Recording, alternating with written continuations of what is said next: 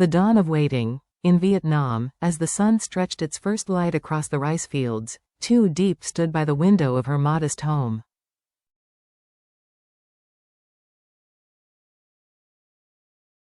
The house, with its bamboo walls and wooden beams, was no grand mansion, but it was filled with the rhythms of life, the scent of earth after rain, and the soft laughter of a child.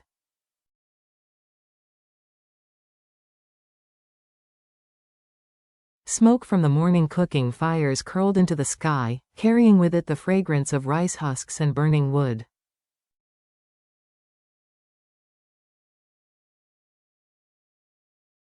From the edge of her village, she could see the wide fields glistening with dew.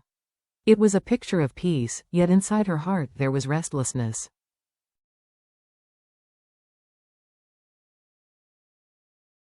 Each sunrise carried the same reminder. The man she loved was far away. That man was James, a CEO battling storms in a foreign city of glass towers.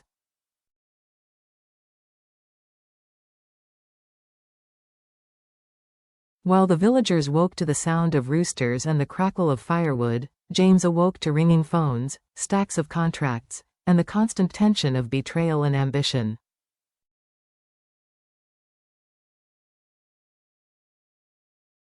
Two worlds, divided by oceans, yet joined by a fragile, unbreakable bond, the rhythm of village life.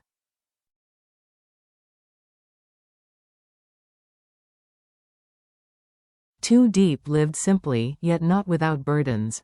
She fed the chickens, tended the small vegetable garden, carried pork to the market, and sold goods to keep life moving forward.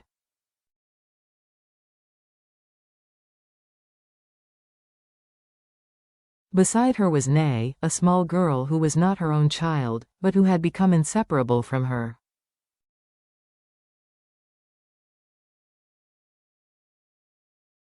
Fate had placed this fragile soul in Diep's arms, and she embraced the role of caregiver with quiet devotion.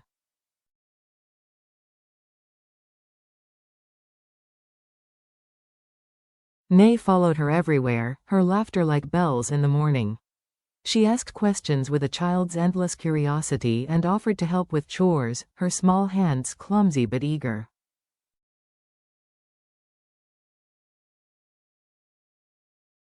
For Diep, the girl was a gift, an anchor in the lonely hours, a light in the long shadows of waiting.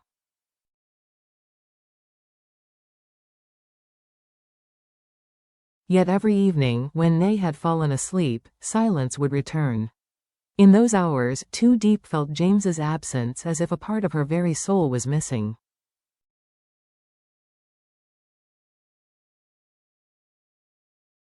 In the city of towers, far away, in a city where neon lights drowned out the stars, James sat alone at his desk.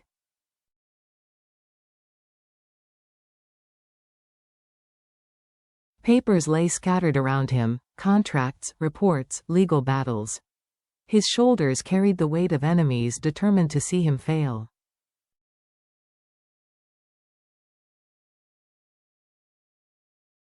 Investors doubted him, rivals plotted against him, and even friends turned traitors.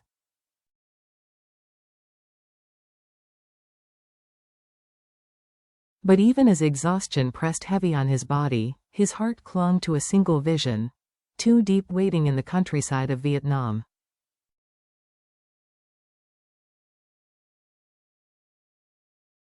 At night, when work finally ended, James closed his eyes and pictured her smile, the warmth of her voice, the gentleness of her hands, the peace of the quiet home they dreamed of sharing.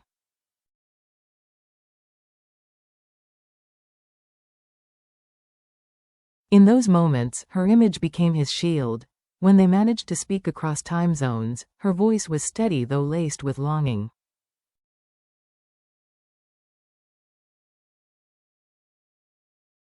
"I'm fine, James," she would whisper.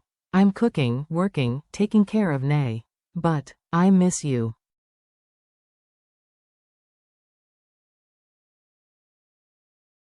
And he, gripping the phone as if it could bridge the ocean, would answer, "Every day, I count the hours, Diep."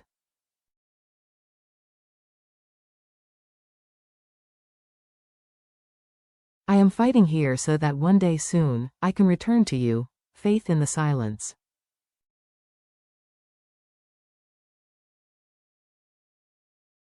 Nights in the countryside were hushed. Crickets sang in the fields, the wind whispered against bamboo walls, and the river flowed under the watch of 1,000 stars.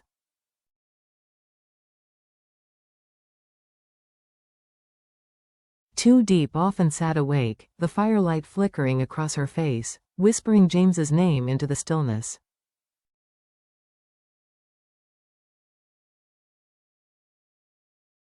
She wondered if patience alone could carry their love across the storms of life. Could distance truly be conquered by faith?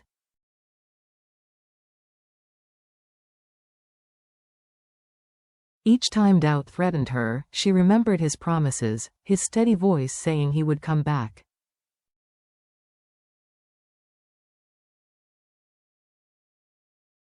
She held those words close, like a lantern against the darkness. Meanwhile, in his faraway city, James marked each day on his calendar.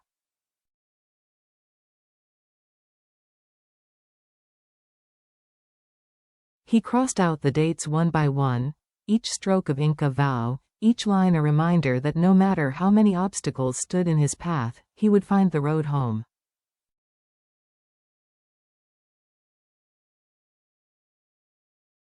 Two hearts across oceans. One heart beat steadily in a small village in Vietnam. The other pulsed restlessly in a city of noise and betrayal.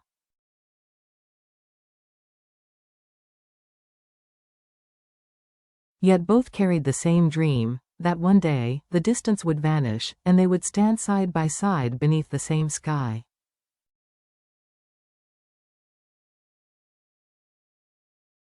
For Diep, waiting was faith. For James, counting the days was a promise, whispers of doubt.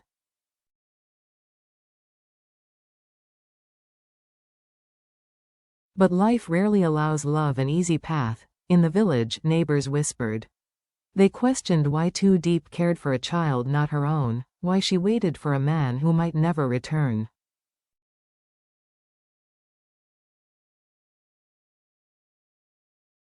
Their words were sharp, like thorns pressing against her resolve. Yet she held her chin high, her strength rooted deep like a tree weathering a storm.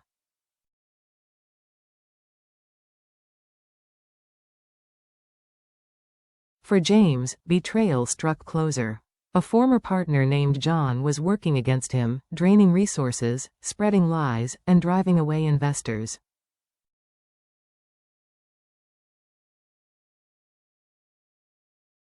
Worse, John's shadow reached Vietnam itself. He appeared in the village, smiling politely as he asked about Diep.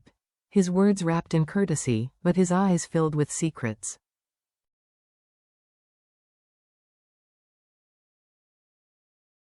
James discovered the truth too late. John was the hand behind his troubles. Fear burned in his chest, for he realized danger was no longer distant.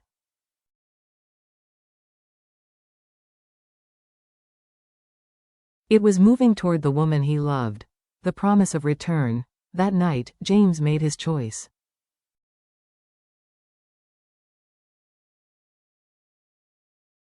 No more hesitation, no more counting days from afar.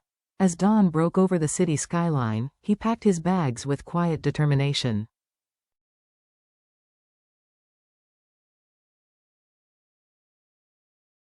Each fold of clothing, each document left behind, was an act of surrender to love.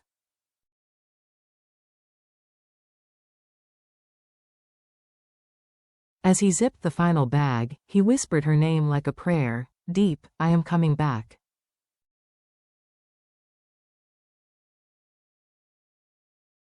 And in the village, Diep stood by the river with Nay, watching the rising sun shimmer on the water.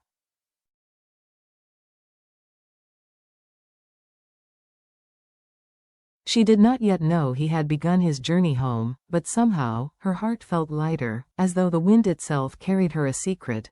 The waiting would soon end.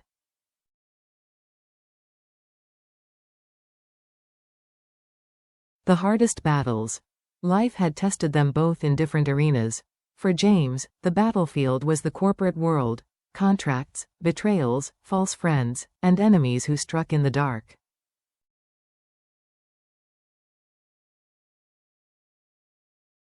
For Too Deep, the battlefield was quieter but no less fierce, the whispers of neighbors, the loneliness of waiting, the weight of unanswered questions.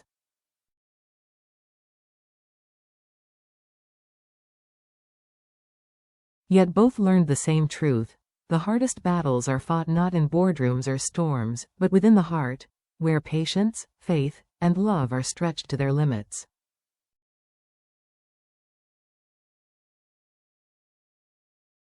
A love that endures. From this story, we are reminded of something simple yet profound.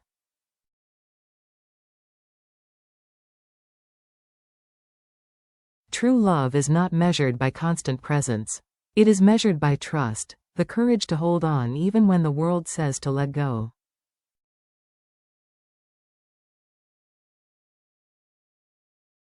For Too Deep, waiting was not weakness. It was strength. For James, returning was not escape.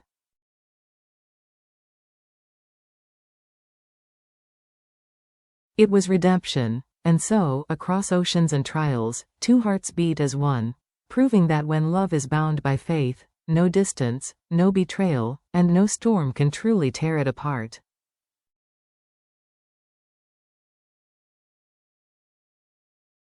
Final reflection. In our fast-paced world, we often forget that waiting can be an act of love and patience a form of courage.